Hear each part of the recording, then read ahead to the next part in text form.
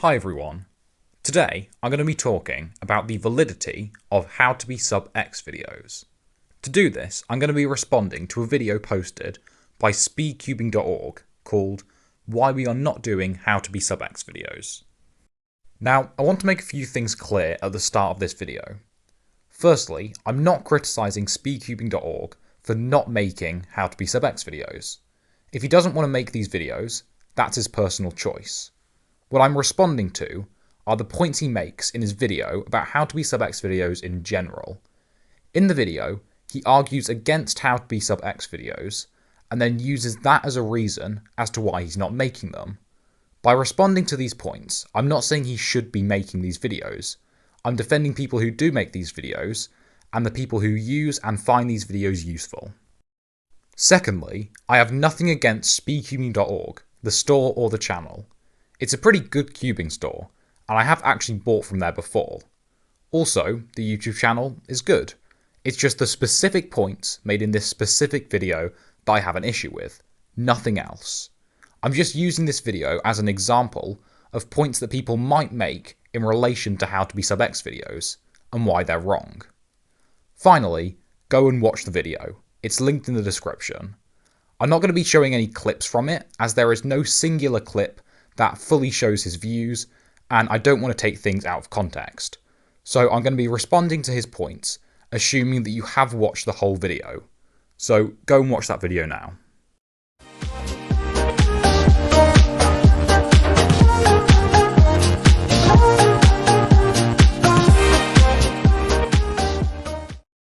So the main argument given has two components.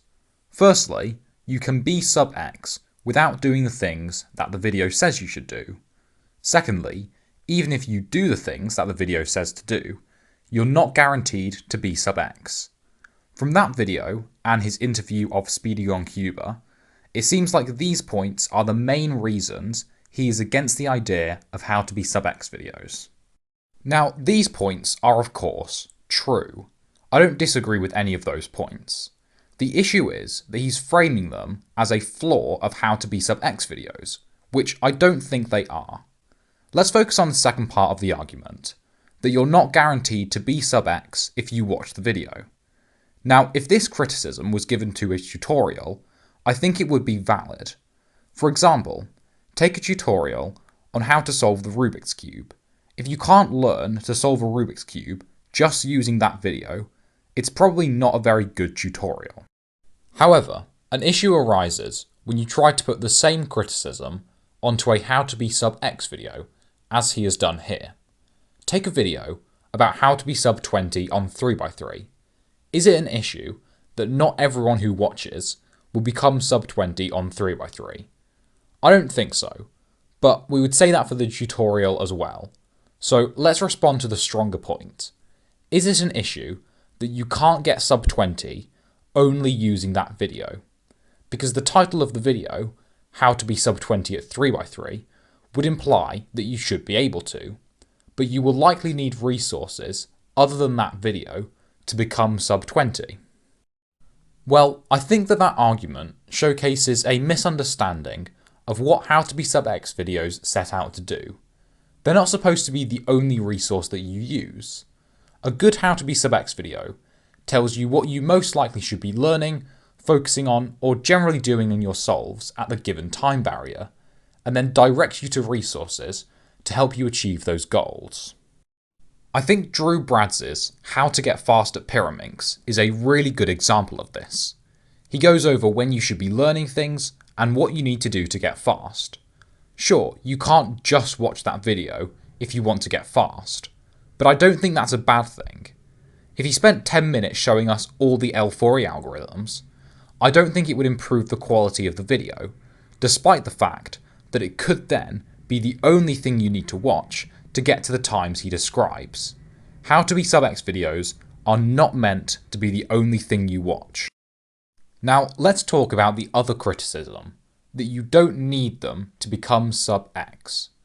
So there are many ways to become sub X, and doing the things described in the video may not be the best for you, or even necessarily get you to that time barrier. Well, a big part of this argument hinges on the idea that the How to Be Sub X video is the only video they will be watching, which in most cases is not true. But also, people are always going to choose a way to be sub X. You have to do it somehow.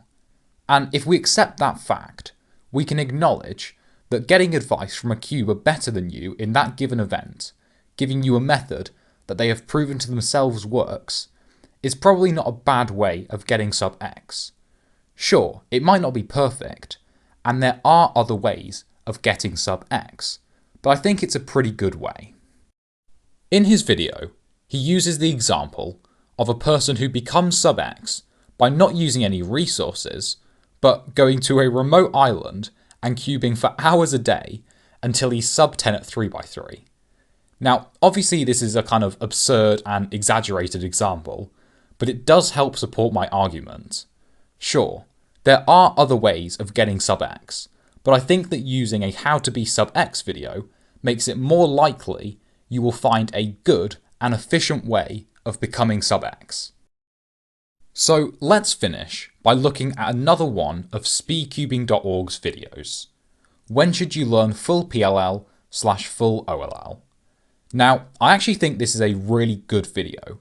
It's nice to see someone give an actual answer after watching so many videos that can basically be boiled down to, there's no exact point when you should learn them, maybe just get good instead of learning algorithms. But despite how good this video is, you can put the same criticisms onto it as you can for the How to Be Sub X videos. Firstly, you don't need this video to learn full PLL and OLL at the right time. When I learnt these algorithms, I used a totally different method to decide when to do so than the one he describes. There are many ways to know if it's time to learn these algorithms, but that doesn't mean this video is not good.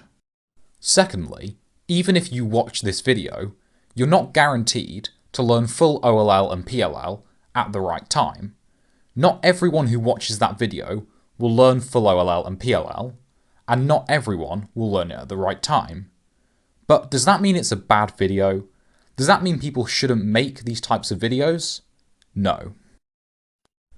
In conclusion, in speedcubing.org's video, facts about How to Be Sub X videos are presented as criticisms, but there's no justification as to why these facts should be seen as criticisms.